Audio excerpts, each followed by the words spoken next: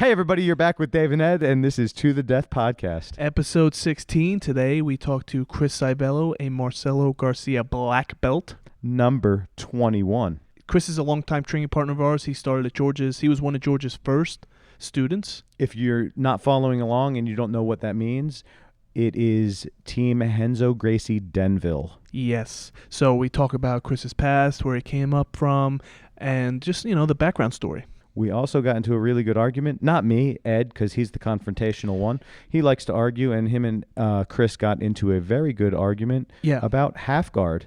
Yes. This podcast contains strong negative content about half guard. Listening discretion is advised. So Ed did bring up some good points. Chris brought up some other good points, and there may have been a role that you will hear more about later on. Hey, he got me worked up. I was really worked up, so you guys are going to hear me getting a little bit flustered. Also, Dave was helping stoke the flames because he wasn't agreeing with me, but that's fine. Gas on the fire. Yeah, so you guys are going to listen, and you can hear and make up your own minds about it. But it was a great interview. It was great talking to Chris, and I'm going to train with him tomorrow night again, so that's going to be fun. Anything else about this episode you want to talk about? Yes. For all of our listeners, I just want you to know that from here on out, half guard will be called Pit Stop, and stay tuned for Ed's Pit Stop, beginner Pit Stop instructional on YouTube. We're going to start working on that. It's going to be available free on YouTube, and now that I've put it out there to everyone, he's actually going to have to stay motivated and work on this. I got to live up to this now. I am going to push you along because I feel that this is something that you can do really well, and there's no reason that it shouldn't be out there for everybody to see. Yeah, but can't you tell the people out there, how I've been doing these past couple of weeks training? I am impressed with Ed, but somehow, as impressed as I am with Ed, every night he says that he's tired or he doesn't have the cardio. He has been training consistently since we reopened, and somehow he has not built up any cardio. Oh, a little bit. I built up a little cardio, nothing much. He can go 3 minutes and 5 seconds now. No, the problem is diet. I mean, people talk about it all the time, but what you put in your body, it's going to affect the way you perform. And I have been just putting pure garbage still, and I'm seeing the results of it. So what are you down to or up to now? I just been hovering around 206 these past couple weeks. I just can't. I'm not losing it. Still good progression. You were like 220 2 weeks ago. No, I was not. Gary saw you. He is a professional fitness instructor, and he says that you were 220. No, he was just being mean, just like you. You guys like to poke the bear. Literally, I'm fat. Yeah. But all right. I got a little momentum now, so I'm gonna tighten up on the diet a little bit, and then we'll start seeing more progress. But I have been on the mat, so that's step one. You got to at least give me credit for that. And I am. I'm definitely giving you credit for the work you're putting in. I want to see you build up some more cardio. Let's get this YouTube pumping and keep these podcasts coming out. All right, so is that the catalyst for your motivation lately? The podcast has definitely been motivating me to train because, all we're doing is talking about it. So we just finished another interview that we'll talk about later, and it was just getting me motivated. And hearing people talk about jiu-jitsu from their perspective and how it enhanced their life, it's really making me want to do it more and to spread more that way. You know what? We should try and find someone that jiu-jitsu has impacted their life negatively. Well, people that get injuries or people that have staph infections that have almost killed them. I've had a friend that I started with that won't train anymore because he got staph twice. He actually went to the hospital and almost died from it. I don't know if we should talk about it. I was kidding when I said that. I'm not kidding. No, that people should know about. There's dangers, yes, there's for sure. Certainly dangers. But now, I'm guessing that the time that your friend got staph was when it was first popping up in our area, so nobody knew what it was. So he probably had a little itch and scratched at it for like 3 weeks before it became life-threatening. No, sure. It was around 2008, 2009, so that's when we were still fresh and new. Right. And there wasn't defense soap like all over the place and stuff. So now we know how to be more hygienic. The schools are definitely more hygienic than they were 10, 15 years ago. Right. And if you get a bump on your leg, you don't ignore it for 3 weeks now. Now you're like, okay, I train jiu-jitsu, and there are these skin infections out there. I should go get that checked out before it becomes something. For sure. We're not doctors, but if you show your teacher something, we've seen staph from many different people. We know we can give you a good idea about what's happening. That's staph, that's impetigo, that's ringworm, that's you're just dirty, take a shower. Dr. Dave. All right, enough of this disgusting stuff. Let's get into this interview. I had a good time, even though he got me worked up. I hope people are on my side, and if you're not, we'll talk about it after. Well, secretly, I was on your side, Ed, but I definitely had to pour that gas. I want to keep the content going. I want to keep you guys the energy Don't lie to high. him. That's a lie, though. No, it wasn't a lie. It's a lie by omission. No, because while we were talking, if you don't hear when I start talking about, well, Ed's not going to let that, Ed's going to, because he's got the grips, are you wearing Because you were the getting gi? worked up a little bit too. Tell Because me, I deep knew down. that some of it was like, that doesn't even sound, no. All right. We're not pooping on you, Chris. We love you. No, I was happy to have Chris. I was happy to have him come and train. We're going to be training together more often. He's going to also help me prep for you. All right. Let's get into it. I hope you guys enjoyed. This is To The Death podcast. Episode 16.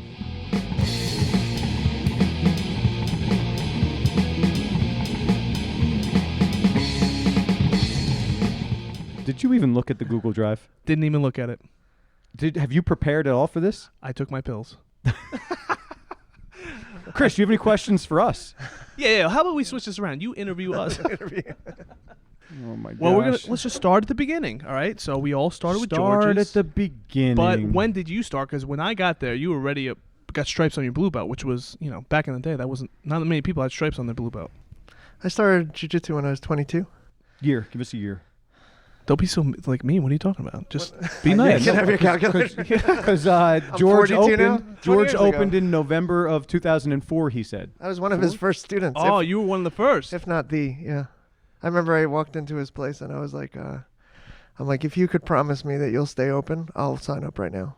And he was like, I promise. he's like, yeah. Oh, he's like, that's the point, right? And I'm like, yeah, I guess. So wait, you grew up in the area? No, I grew up like Union City, Jersey City, Okay. North Bergen, Denver. City boy. Wait, so how'd you find out about him? Like, did you know George before that? Well, hang on. Where were you living at the time? Yeah. No, George he's was- commuting from Jersey City all the way up here to train in Denville. Does that Yeah. make any sense, Ed? George was like school number something. I started. How did this start? I was a lifelong martial artist, like Taekwondo, and then Nobody wants to hear about that stuff, though. No, Yeah. I want to hear about it. This They had is how we judo. got They had into it. judo. Oh, yeah, Judo. judo. All right, There we go go. ahead. Now we're talking. a little bit. Like it was a little mixed for what it was, and like sparring, like full contact sparring and stuff. Real sparring. Oh yeah. Oh, okay. In Taekwondo school. I would do what I do now. I'd take, like, my mom would drop me off. I'd take 3 classes a day, like 5, 6, 7. Oh, days you a were week. addicted to Yeah, it. always. Fantastic. Yeah, I just loved it so much, and I loved martial arts movies so much, so that contributed. I'm Van sure. Damme? Yeah. And And what'd like you say? Van Damme. Oh, Van Damme. he's my favorite for sure. And Wait, then- you doing splits and stuff? Yeah, on Oh, chairs. you don't remember how flexible Chris was? I Are you still that flexible? Not as no. You were like ridiculous. I was like, how does he do that? Splits, arms behind your head. Yeah, you doing gotta all you kinds gotta of crazy stretch stuff. every day to keep Yeah, that. yeah. You can't And I just like haven't. Well, actually, during the quarantine, I was trying to Get it back? Get back, and I got like pretty close. You just saw the lunatic over here with that little stretchy jobber thing. I don't know what it's called, but he was using it. He uses the thing every day. So you're around schools in that area, Union. Like we moved around to Rutherford first, and then I was just doing like swimming and all that stuff. I remember I was walking up the street, and there was this guy named Ishmael. He remembers me, and we start talking. And he's like, "Oh yeah, I'm training some guys down in this gym, like a basement thing. It probably fit 4 people, one being the coach." That was it. And then and he told me I was fat, and he wouldn't train me until I got in shape. So I remember I traded one of his students, who was a personal trainer, a tattoo to get me like in shape. So after a couple months, like I got to train with these guys. I love bartering. Yeah, so it was good. But then they, like really tough school. Like just it was about. Was it mostly no-gi or you were mixing it? Yeah, mostly no-gi. He was a crew in Muay Thai. So there was like kickboxing element. It was kind of like mixed. So, I was happy. I was finally training jiu-jitsu. I think he was involved with Frank Shamrock's the younger one. Yes, because Ken's the older one. Yeah, Ken's the older one. Yep.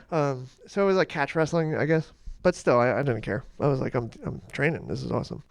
So me and Ish are training, and it's cool. And like he's in this little hole-in-the-wall basement, and then all of a sudden he loses the space, right? I don't know if he's not paying rent or whatever. I leave there. I end up at a Julio Rodriguez school. At the time, he was like a Santos Brothers purple belt. Now he's like a second or maybe first or second degree black belt. At that time, like blue belts were like black belts. Like if you were a blue belt, that was like awesome. And so he was a purple belt. So that was pretty crazy. So you're saying this is like around 2000? Yeah, it was cool, and like it was really lenient, I guess. Like I sometimes like Julio just wouldn't show up. Did you feel this is more of like a fly by night operation than No, yeah, it was so new. Like everybody's just opening schools, and I mean maybe they made it. Like no, it's like in tattooing, right? There was tattoo shops, and then there was the guys that started running it like business. Like a business. Right. Okay. And then things would evolve from there. So we're still in like the Wild West, you know? Right. So around 2004 is when you came to Real World, which is now Team Hensel Gracie Denville, and is that when your training really started to like become formal? Consistent. Consistent. Like the most okay. consistent. Because like Julio's school fell through, got invited to the jiu-jitsu school, got into a fight with one of their guys, like full-on fight. Like it had to get broken up, and then I think I ended up at Guerrero School, and there was something going on over there, and then I just stopped because I was like, this is insane. Like this is, and there was a guy named Caesar. He was a brown belt that was in West Orange, like in some attic part of the gym with 3 guys, and then Armando Basalto. I ended up at his school for a little while in Edgewater. He was a Hoyler brown belt, and they had French kickboxing. Okay. So that was cool. Yeah, Savant. And that school, I just took the pounding. Like, they'd haze you. Like, if you couldn't handle it, you couldn't train there. That's actually where I met Marcus Duarte.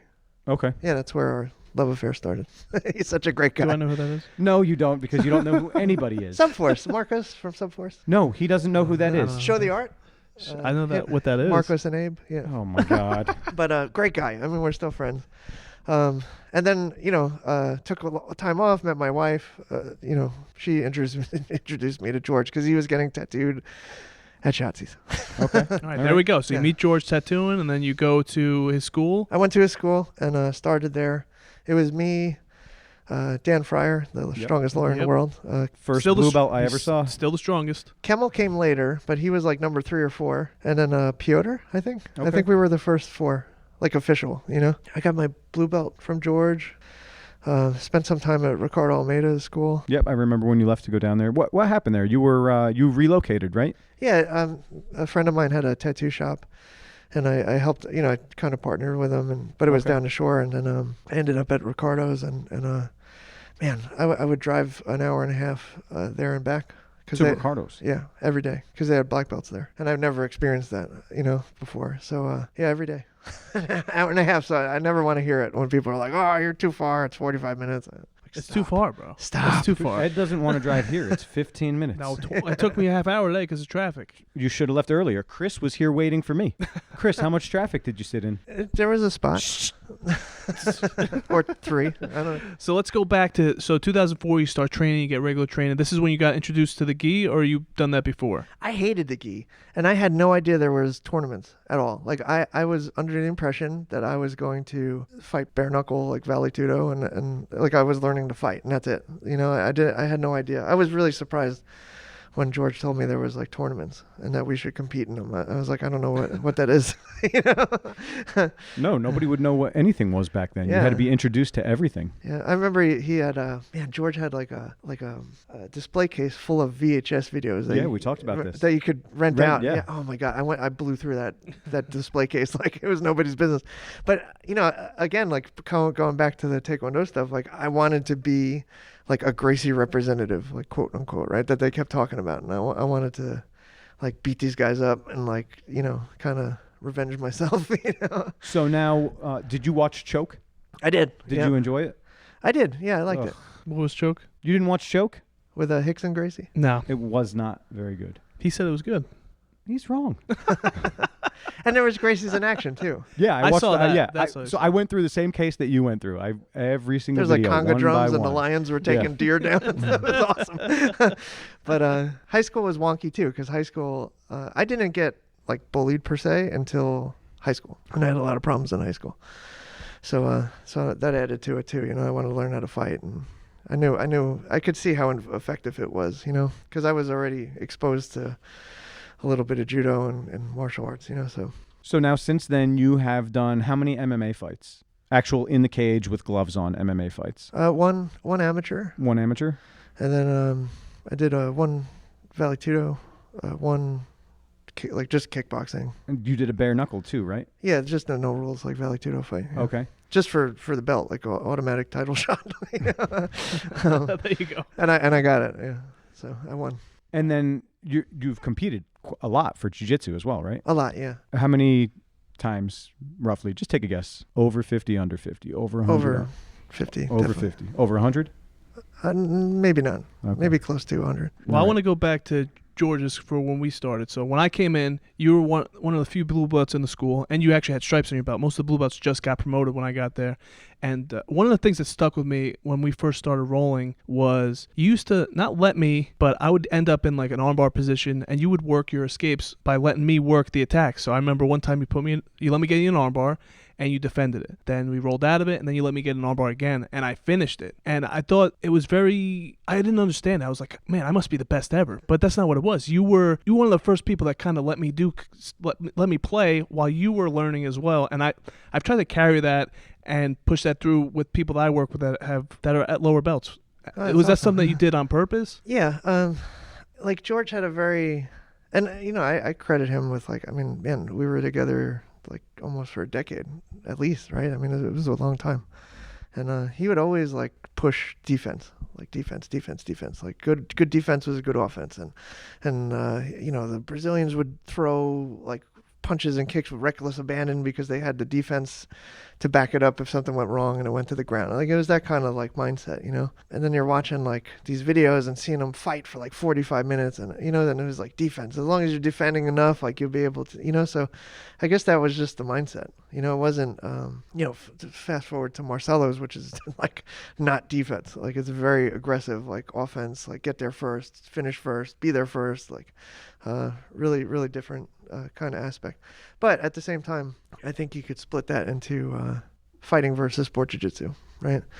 They're a little different, and I think you need like good defense. It's a balance. You got to do a certain amount of balancing. But I think that's harder for people to kind of wrap their head around. Like, as you're one of the best guys in the school, student-wise, for sure, and, it's fun to win. But don't you think it takes a little bit of an ego hit when you're not letting, but a white belt taps you? Normally people might get upset, and then the next time you're going to roll me, you're going to go extra hard. And like you talk about how you were kind of bullied and you're trying to defend yourself. I think people kind of err on the side of like, I have the power now, and now I'm going to maybe abuse it. They're not thinking abuse it, but they want to win. And it's sometimes it just sucks to just get tapped. I still hate getting tapped. I abuse it. Yeah, he abuses I abuse it. Yeah, my white belts, no, that's like food. I need to do that to feel good about myself. It's fun though. But that brings up a question that I wanted to ask you: is beating up your white belts or beating up your students versus training with your students? Because there is a time for each. So I was wondering, how do you determine when is the time to beat up your student or when is the time to train your student? Because Ed will yell at me sometimes. He's like, I never let your students do that to me. What do you mean? Let them do what? Or no, it wasn't you. It was Dan. He's like, I never let, because I'll give up position. If a student's doing something really well, I'll let them work a submission, or I just won't try and kill them all the time. Don't get me wrong. There's definitely times that I do that, Ron, but I also will let them work. So how do you determine when is time for which one? You just beat them up? Okay. No, in my school, I watch a lot. I listen a lot. I try to really like hear what the students telling me, whether it's like through body language or what they're physically telling me with their voice, and I make determinations on that, and sometimes I'll like kind of do both in a round, I'll let them work, but then I'll smash them in one particular position. Yes. Smash. but just because like I mean that's how you're gonna learn it, but it's a very like person by person basis, it's hard to say who gets what, but it's both for everybody usually.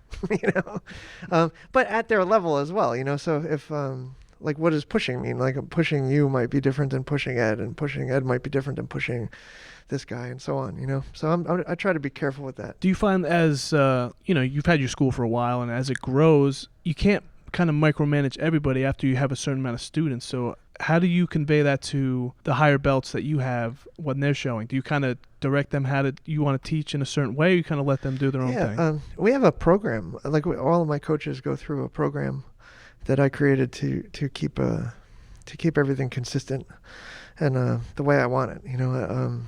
It's like 6 hours worth. So you came up with it like by yourself? Yeah, with training. And, That's great. And compiled a lot of information, what I want, what I don't want, and all of it's to how we could benefit the student. I don't want to bore you with the details, but yeah, but I'm very like conscious of how your school's gonna grow. Like as it grows, you have to. Yeah, and that even poses problems that I've been thinking about, right? So like at first you open up and it's like, oh, I gotta get, first you gotta pay rent, then you gotta pay yourself and make sure everything's all right, and then you get competitive. Like, I need the most students, I need that, and like I think now this is like 10 years later, that is the worst possible scenario that you could put yourself in, because like I don't. We've had big numbers and like I didn't particularly love it. Like the wider you open that door, you might be getting people that maybe don't necessarily fit in your school. And I don't think there's bad students, but there's definitely a match between a student and a teacher. And sometimes like if you just got like all these people coming in, sometimes that gets mismatched and it causes problems. I really like to know everybody's name, and like over 150, like I started to be like, what's his name? I'd feel terrible. Like I think that's so important to know somebody's name and greet them and know what they're working on and how I could help them. And the further, 200, 300, it gets like, now you have to put somebody else in that position, and I don't like letting the reins go like that, because I like. I think students coming to me to be empowered in some aspect of their life, right? And I take that serious. I want to be able to provide that for them. So sometimes, like, if I put another coach in that position, like now what? Like now that coach is almost liable for helping them, and is that coach ready to do that? Do they know the deal? Do they know how I want it? It's like I almost need like 6 or 7 other me's on the For back, sure. So this is something we didn't talk to Brian McLaughlin about this, but it's something that I've talked to him about in the past. And when he needs help in the gym, he doesn't necessarily bring in more coaches or allow others to coach. He gets help on the front side or the business side, the sales side, and he stays as like the main coach on the mats. I like that, which I thought was really interesting, because now he's relying on somebody else in order to get the bills paid, but he knows and has a personal relationship with each and every student, which I thought was fantastic. Yeah, that's great. And it's tough. I mean, even in that aspect, that could go wrong on the front end. Oh, It could for go wrong. sure. That's why, yeah. For but sure it could go wrong. It was just very interesting that he came up with the idea of doing that, and I really feel like that might be, there's definitely consequences, or could be, but I really like that model. Yeah, and it shows that the person cares, right? So it's like, that's always going to be, especially with jiu-jitsu, I think, is going to be problematic, mixing business with jiu-jitsu or martial arts. It gets wonky sometimes. It's a very thin razor line that you have to walk on, whereas other schools, the program or the look is very different, in karate or some of the stand-up arts, you get your black belts much faster, the kids are much younger, they'll work for $10 an hour, you're just pumping them out, it's everybody wants to do that, and like jiu-jitsu is a lot more personal, or should be. I'm sure some schools do it like that. I care a lot. You could definitely tell, and you definitely want to stay involved with them. Are you teaching primarily most of the classes, or do you have guys that teach like fundamentals for you? We've been talking about that lately. Right now I teach over 20 classes a week. Over 20 classes a week at least. I just started getting like a day or two off. But I have guys that have they've been with me a long time, and I trust them, and I trust their process, and I trust how much they care as well. And that takes a long time. So like like in the beginning I couldn't do that, and I had to be there like every day, 7 days a week, every class. Yanni's still there 7 days a week, and yeah. So, and I enjoy it. Yeah, of course, it's fun. But now with my kids, that complicates things. Yeah, for sure, complicates things. You gotta have that balance too. That's why you have to be able to have these trusting people to teach, and then maybe hold the business. But yeah, that's the rub. Yeah. That's the problem. And we've only, and I'm proud of this. Like we've only produced one black belt so far in the 10 years we've been open, and Now we got a handful of brown belts. Couldn't count them on one hand, and a purple to follow. And but that's what I want. I want it to All be. right. So let's go backwards a little bit. No, wait. All right, go ahead. I want to go. totally divert and go a completely different way. Go ahead. Do All whatever you right. want. Do whatever you want. You sound very down. Did you take your pills? I took them, and you're diverting me from the diversions that you want to create. Diverting is the way. We Go ahead. talked about this, Just right? do it. No clear path. Thank you, child. So you are a Marcelo Garcia black belt. Although we heard your beginning and you trained here and there and you bounced around to a bunch of schools, you did get your black belt from Marcelo Garcia himself. What number black belt are you? 21. 21. All right. And then I was wondering, because you trained at all these other schools and then went to Marcelo's, what was the transition like from, I'm not saying these schools are bad, but Marcelo is like a top-notch, high-level competition school. What was the transition like coming from another school, entering a school like that? It was a steep learning curve, and it took a long time for me to get on the track, so to speak. I remember going up to Marcelo, like one of the first conversations I had with him, and I talked about this in my black belt speech. I went up to him, and I'm a shy person. I'm not, I don't have a big smile. I'm shaking everybody's hand and want to meet everybody, And I sat there in the corner for like 3 months by myself. I didn't know who to talk to. I didn't know what to do, and I was just getting like beaten. It was a rough time. But I remember the first time he introduced himself to me and came up to me and actually like talked to me. He's like, "How's everything going?" I'm like, "Oh, it's good. I like it here." And I'm like, "It's really hard." And I was like, I feel. I almost feel like I got my brown belt too soon, So you were a brown belt when you started going over there? Yes. Okay. So he pats me on the shoulder and says, "It's good that you know that, Chris." And he walked away from me. And I knew from that moment that it was going to be like hell to pay in the next couple of years if I wanted to. A long road. Yeah, if I wanted to achieve what I was looking to achieve. Marcelo kept me at brown belt for close to 7 years. And then How do you feel about that, Ed? It makes me feel a lot better because we've both been brown belts for 4 years, and there's no end in sight, which is fine. yeah. We're not in a rush. And I mean, I won like the stuff you're supposed to win. Like Yanni makes me feel good when he says, he's like, if you could win the New York Open, you could win the world. And I won that twice. And then like, if you could, it's like, I won all the stuff. I tapped like really good, known guys like right in front of Marcelo, and he didn't even like smile at me. He would just like look down the mat, like it was just like so brutal. I mean, it was one of the toughest things mentally. I mean, physically you get through it, but mentally you're just like, man. Well, so this it's is, not, all right. This is one of the things I want to touch on. I don't remember if I've talked to people about this off the podcast for sure. The belt around your waist is what your teacher thinks and expects of you. You deep down know inside, how good you are, what you're capable of. But at the end of the day, it's what your instructor, when he trust, like you're trying to gain the trust of your students to teach and stuff.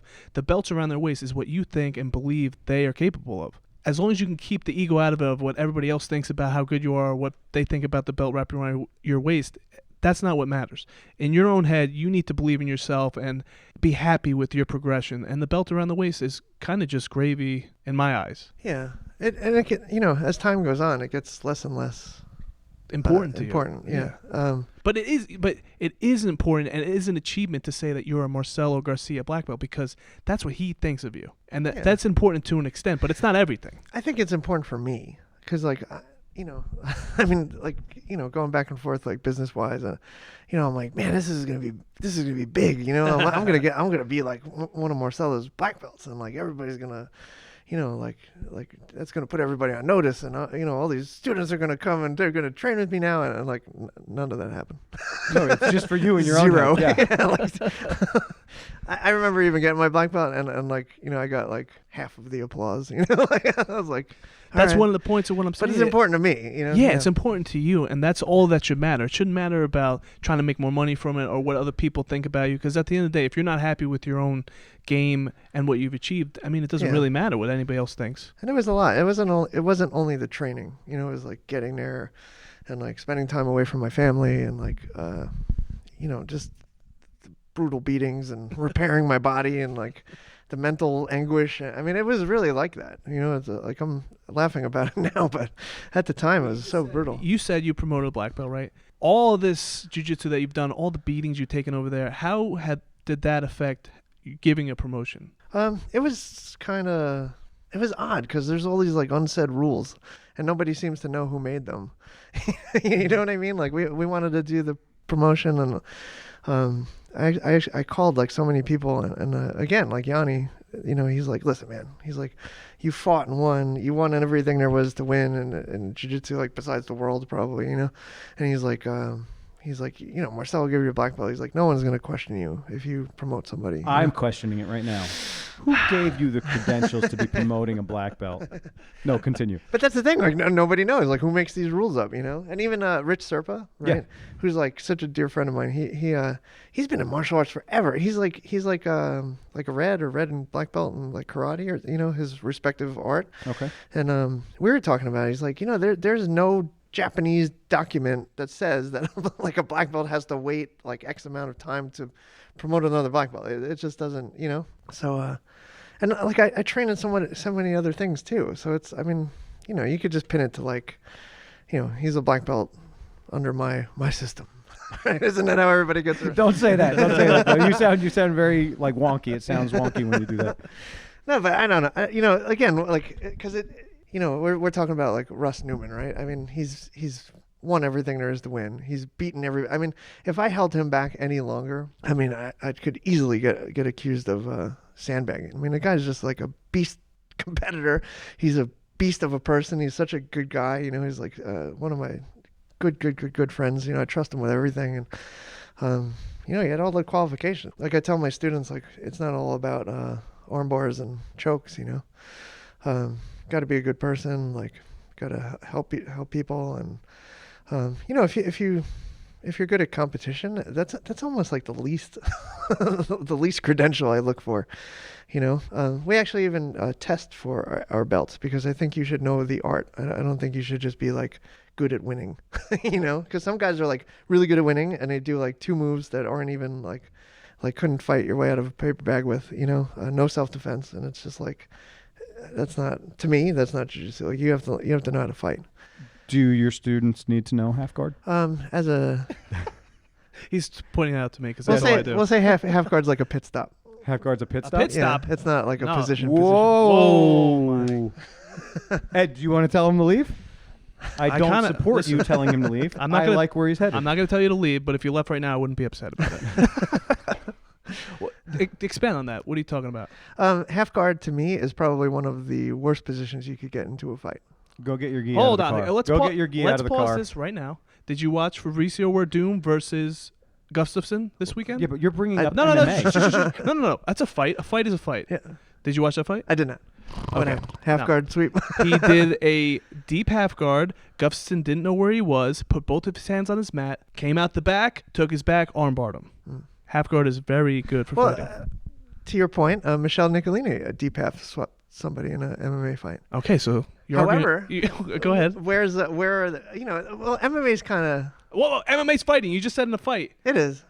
But, you know, how much, I mean, how, Hold on. Well, I wasn't talking about MMA when I brought up half guard. He said fighting, first of all.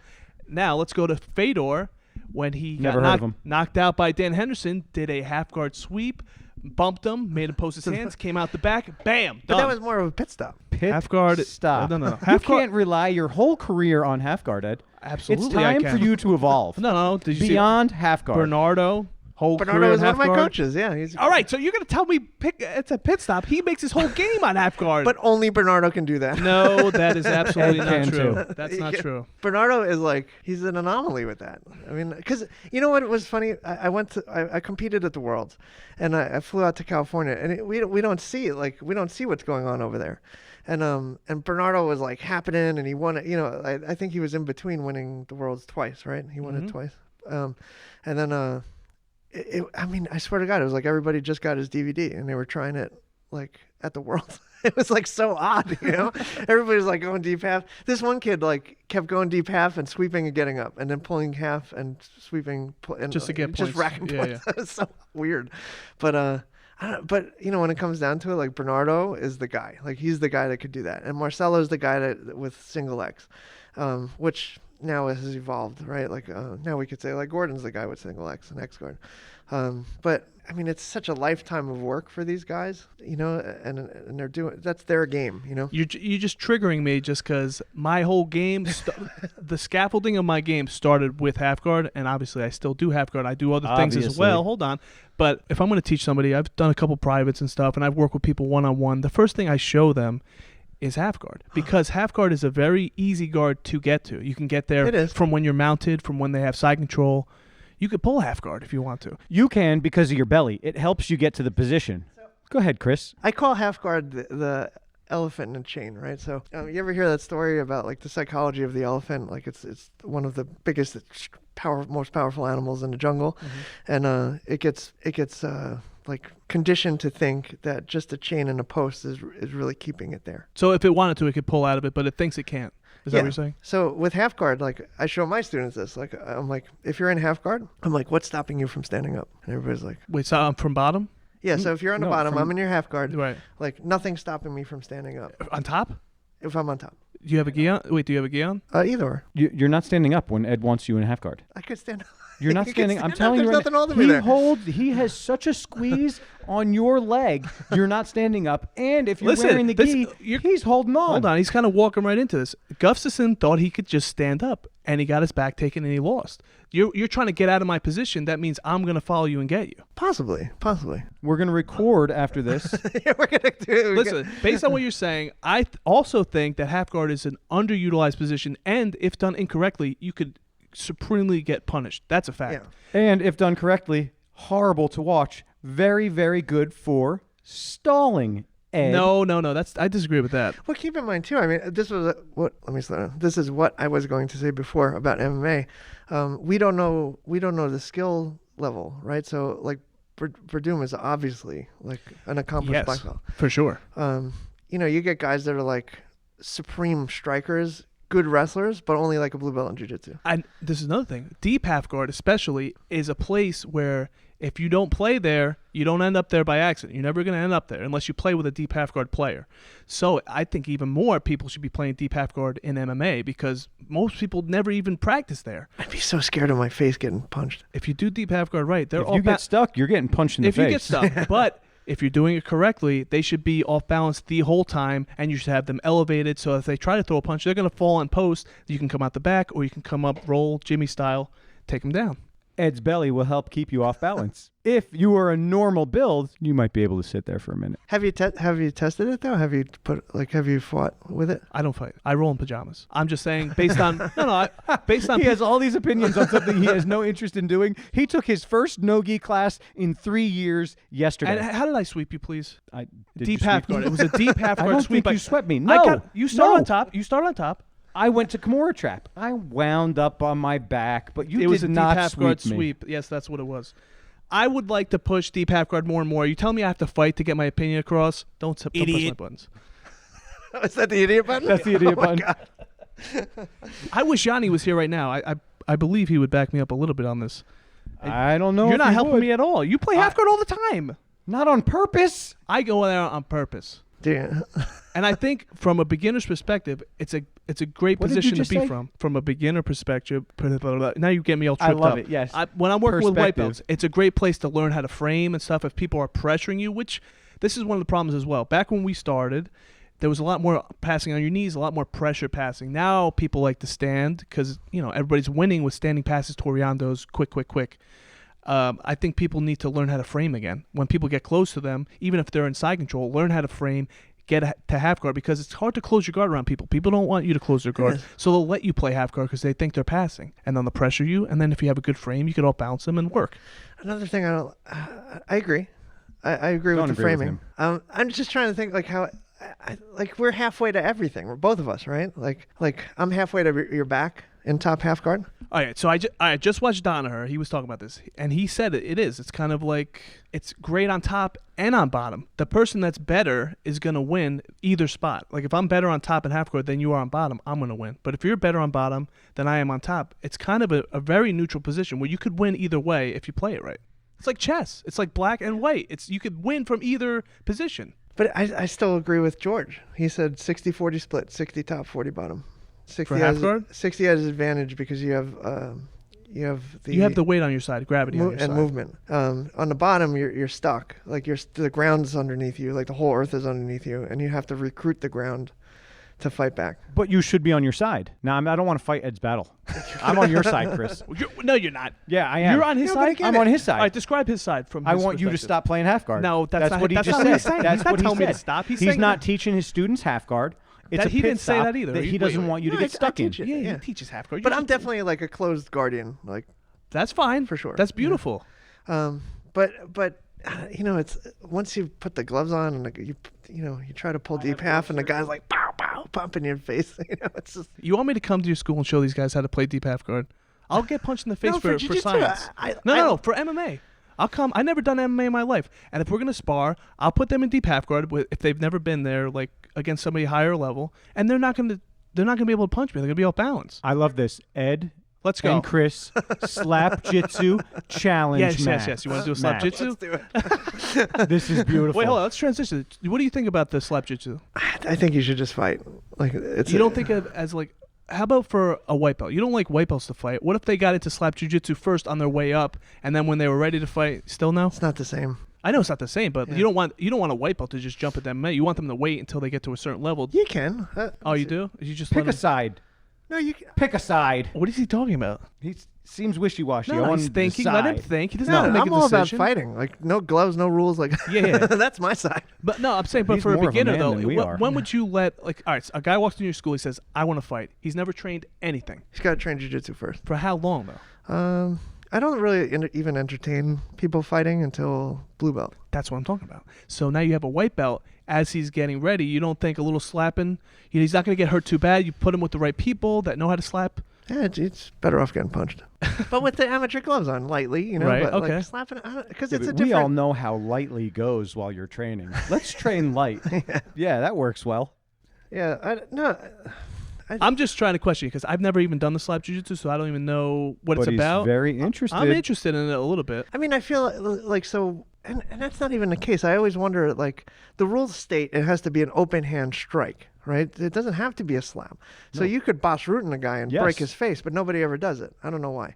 But so let's say, okay, so you've just decided to slap the guy. Everything's a hook now, and it changes the whole, like punches aren't going to come down like hooks all the time. They're going to come straight and this, So you think you could force bad habits if they eventually want to go to fight? Yeah, but I don't think anyone's taking it serious. Like, I think they just There's do for it. sure people taking it serious. You think so? Like, I'm saying, like, let me try to explain myself. Like, I don't think people are like doing it as a venue As a transition. as to go You think to, that's the to finals? MMA. Yeah, I don't think people are taking it. All right, so like what are your that. thoughts on that? So people that just want to, like me, like I don't want to fight because there's a whole lot that goes into it. You can get much more hurt in a fight than a slap jiu-jitsu thing. But slap jiu-jitsu, it brings an extra level of reality to it. What do you think about just the competitions in general? For me, like if I wanted to do that.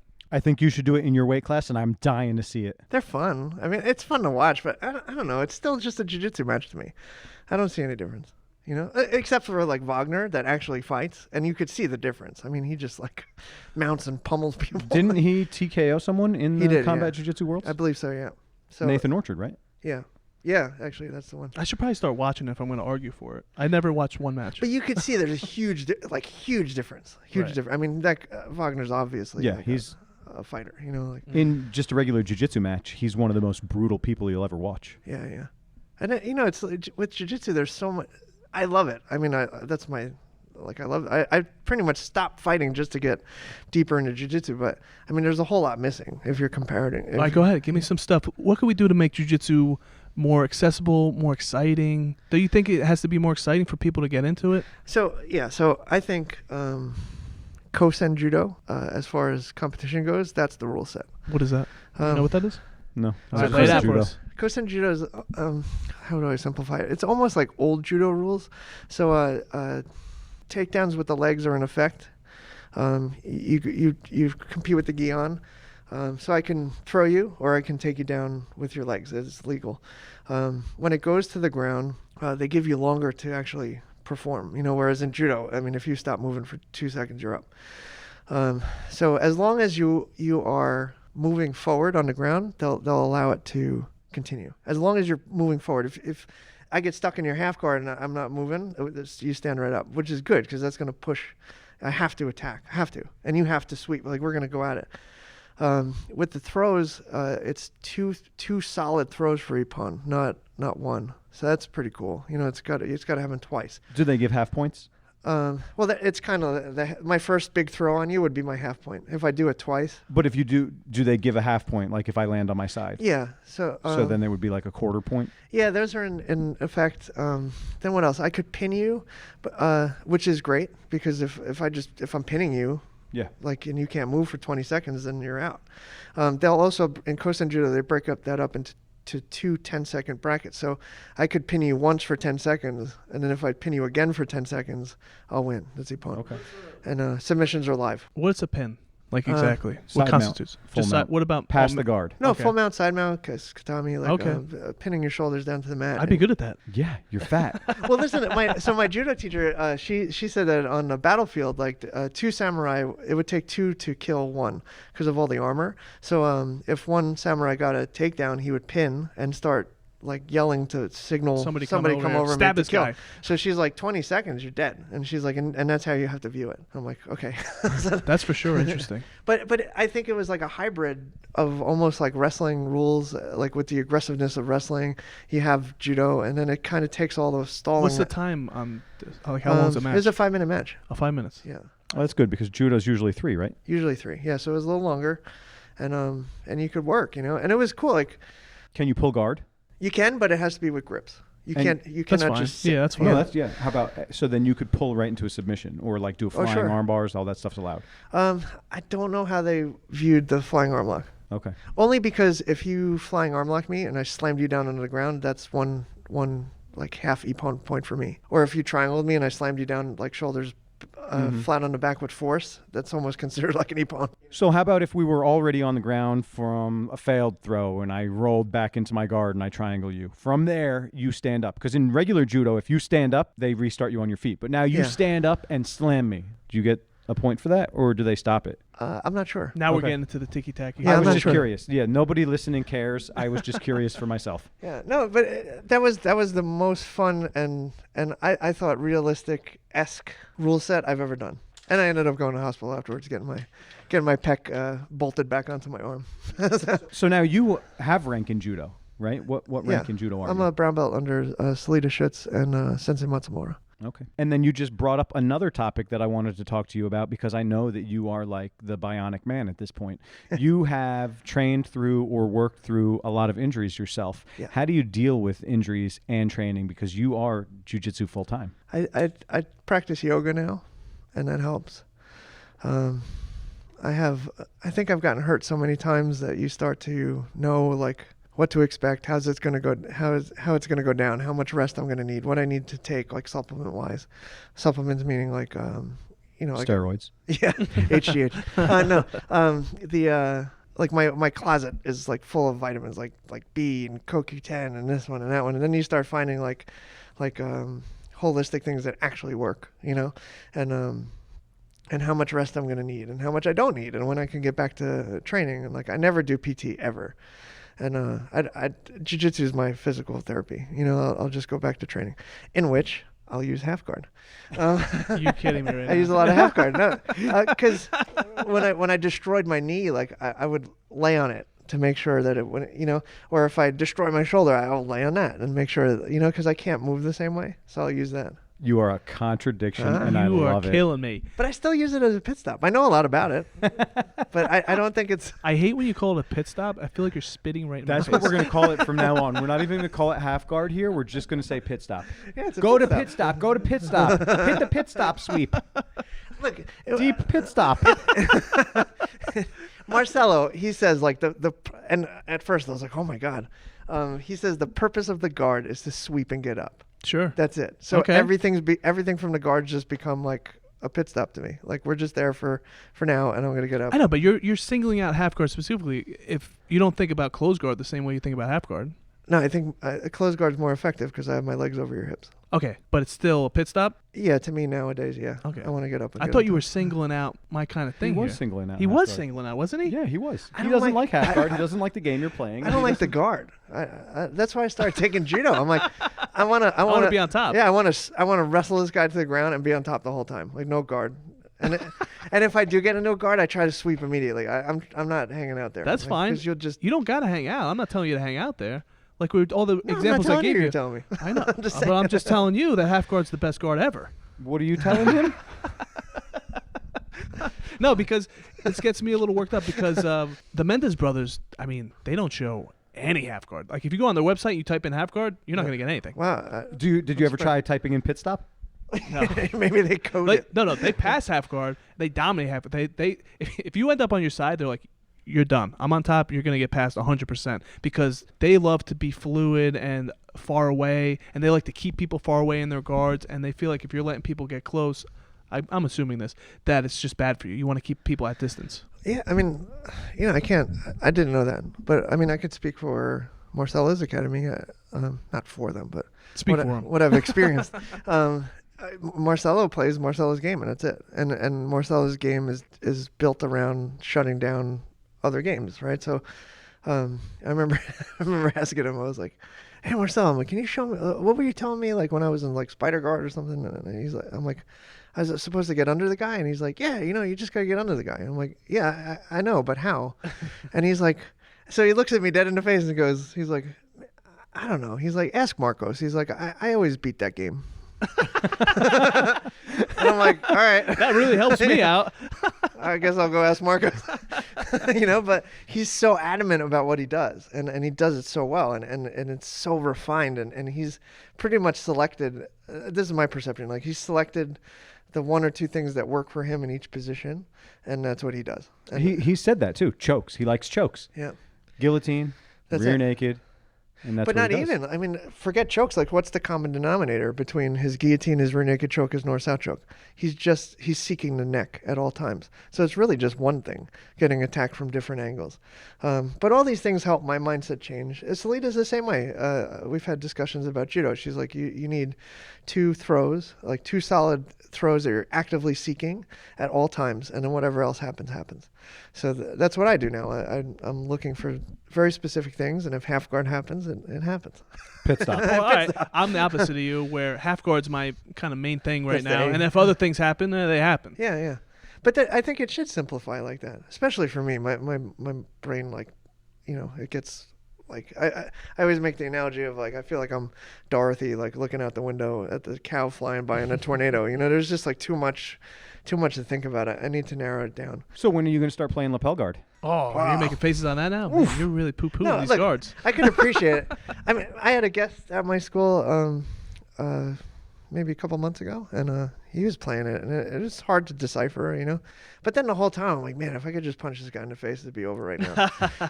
That's always in my mind. Hang on. Could you tell me the name of your school again? My Sakura Jiu-Jitsu. One more time? Sakura Jiu-Jitsu. It's not Sakura MMA. No. No. Interesting. Wait, do you train fighters specifically? Like I to do. fight? Yeah. Like No, but his mentality is if I Oh, could but his just punch you in the face right now, but his school is Sakura Jiu-Jitsu, But that's not what- Sakura MMA. That's So I what was Jiu-Jitsu was. I mean, I it's was- changed so I much. was just bringing up yet another contradiction. That's my Jiu-Jitsu. Pit stop Jiu-Jitsu. No, I mean, think about the time when we started. You started a little bit after me, right? Yeah, it was just a little after you. I But, remember you choking me to death when I started. But we were getting ready. I mean, we used to have guests. I was one of the like mad enforcers. It's just like so you're playing. You're still playing that old like back in the day. It was much more rugged and rough and raw, and now it's becoming more points based and like that's how lapel guard happens because it's based on sport jiu-jitsu. So you're trying to stay kind of away from that and more towards the fighting aspect, the self defense. yeah. I don't want to say I'm trying to stay away from it because again, I appreciate it, and I have guys that they compete regularly. But I found like Marcelo's again. Like I found myself using. I don't want to like sound like I'm poo-pooing on anything. I want to hear it. Poop on it. I found I learned a lot there, for sure. But like my foundation was my foundation, and that can't change.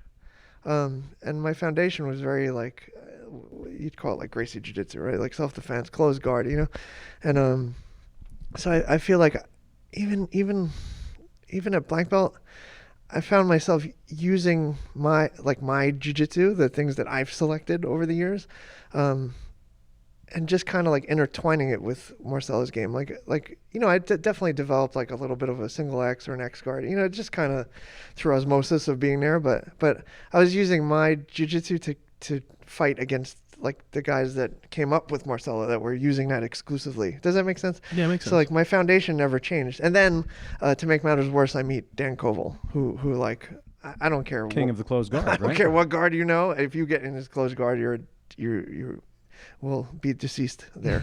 That's where your life will end. I mean, he's just so good, and he's the guy. He's the guy. Like Gene Dunn, he's another guy. Like the jiu-jitsu judo hybrids. Like who I always thought were the toughest guys. Like that's who I always judo guys are to be. the toughest. That's a tough, rough sport. Well, I call that the samurai black belt, like, because it's bringing, like, judo and jiu-jitsu were one at one time, right? So it's almost like to have the true black belt, you need the two. If you have a black belt in judo as well as jiu-jitsu, that's the true art to me. So here's a question that I have written down. It's actually judo versus jiu-jitsu. If either of them really are the gentle art, which one would that be? Because it's definitely neither. So Yeah, neither.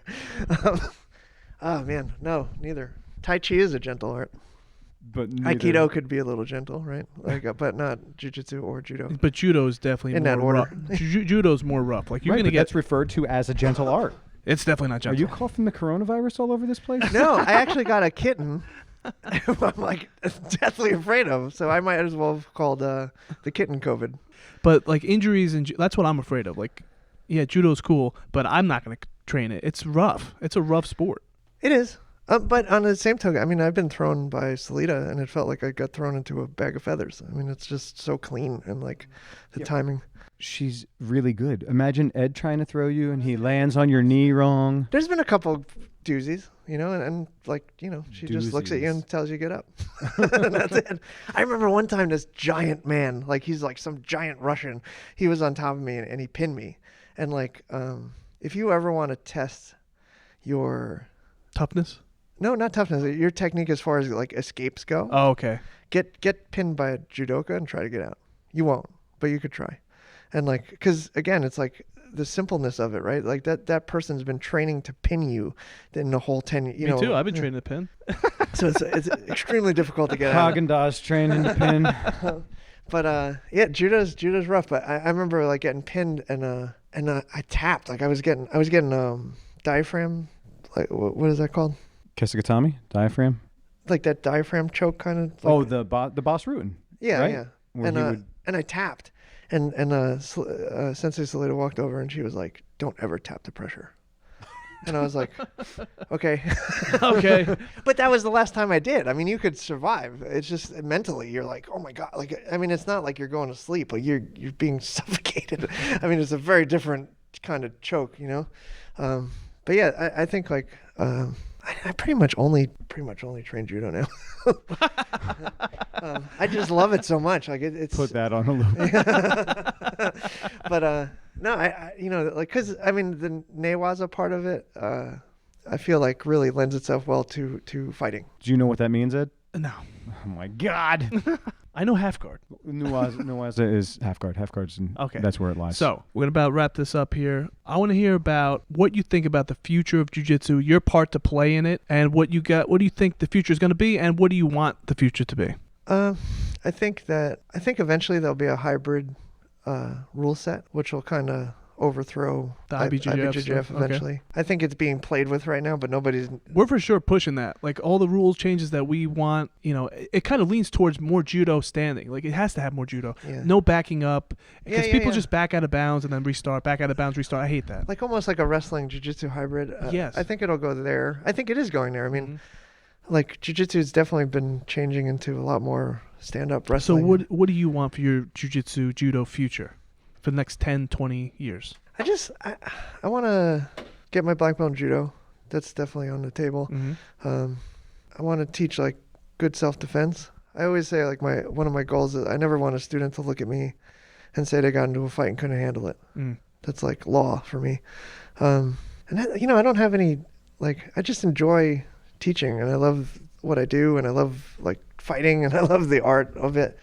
You know, I don't want to be like an internet superstar. I don't want to be like the guy, the coach, you know, because it's all like, why? It's like ego stuff. Why? To get more students. And again, we talked about that. Mm-hmm. I don't necessarily want more students. Sure. I don't want like this big mega academy. You know, it's just not right for me.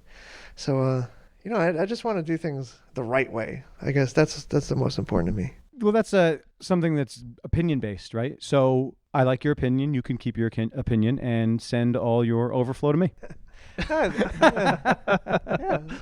Look, hey, it's like a marriage, right? I mean, you can't you're with the person you're with because the other ones didn't work out, right? It's like sometimes you're not the right coach for somebody, and sometimes they're not the right student for the coach. I mean, it goes both ways, you know. That sure does, yeah. So you'll never ever do it. Like that whole thought process of, I'm going to sign up everybody. No, I was just kidding when I said that. No, not you. Oh, like, no, not but I Dave mean... Ross, but that you know as well as I do. Like that goes on, you know. Like, Yeah. I'm going to sign up everybody. Sure. I'm going to be the guy. No, you're not. Like, never. In your existence will you do that.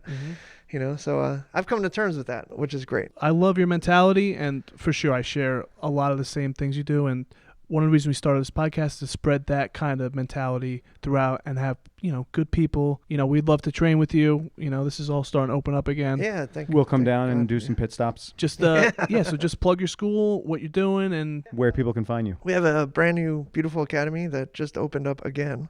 In Rockaway, New Jersey, on Route 46. It's called Sakura Jiu-Jitsu. Everything we have, website, sakurabjj.com, YouTube, Instagram, Facebook, it's all Sakura BJJ across the board. all right, Chris, thanks again. We'll Oh, yeah, wrap thank this you up. for having me. I appreciate it. Awesome.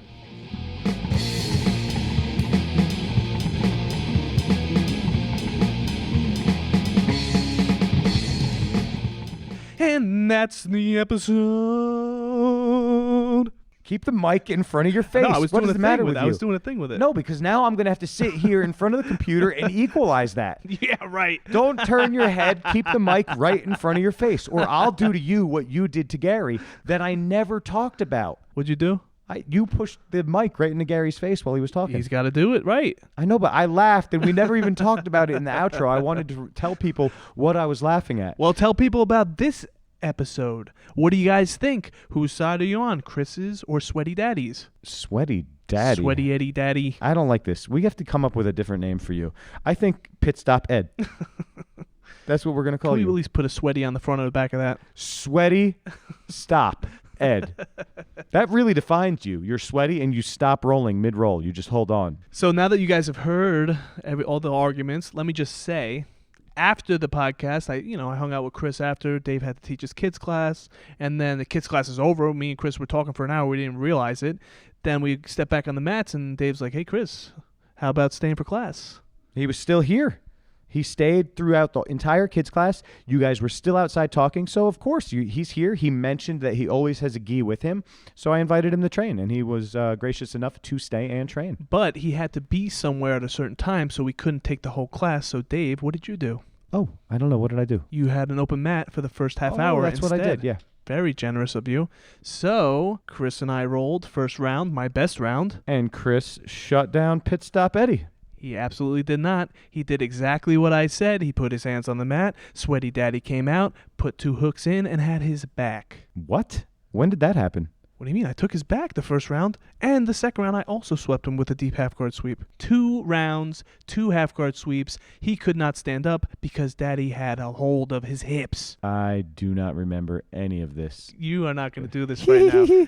I also remember you rolling with him. Did you do anything specific in your roll? I tapped out a lot. He was pretty tough on me. He beat me up. Not true at all. Dave also used my patented pit stop guard. I was not happy about it. I was not trying to play half guard. He almost passed, and it was the only thing left. I wanted to play De La Hiva. I was trying to play collar sleeve, but he shuts that down really well. So you did half guard, and he On didn't. accident. Well, he couldn't stop it. It doesn't matter. I'm not happy about it. I don't want you to be right. Listen, anybody that thinks that I'm wrong still, even after hearing my story about how I used it successfully, come see me. I am located at Core BJJ BJJ. You could follow them at CoreBJJNJ on all social medias. Also, they have a website, CoreBJJNJ.com. If you would like to test out my half guard, I will be here every day waiting for you. That was so organic. It actually sounded scripted. I'm so proud of you. He is not holding a piece of paper. He did not prepare that. Can I tell you why? Tell me why. Because half guard is my life in jiu-jitsu. He's All I bouncing know right is now. half guard. And when you're going to come at me and say it's not real, or it's not even a real guard, it's a transitional thing, or I can just get out of it anytime I want, I get so angry. I need to prove myself right. My ego starts taking a hold of me a little too much, and now I'm going to go around and only do half guard just to rub it in every person who doubts its face. Dominica, he has those crazy eyes right now. By the way, it's not coming out today, but today is Dominica's birthday. So happy birthday, Dom, the bomb, your mom. Is that what it is? I can't remember what it is.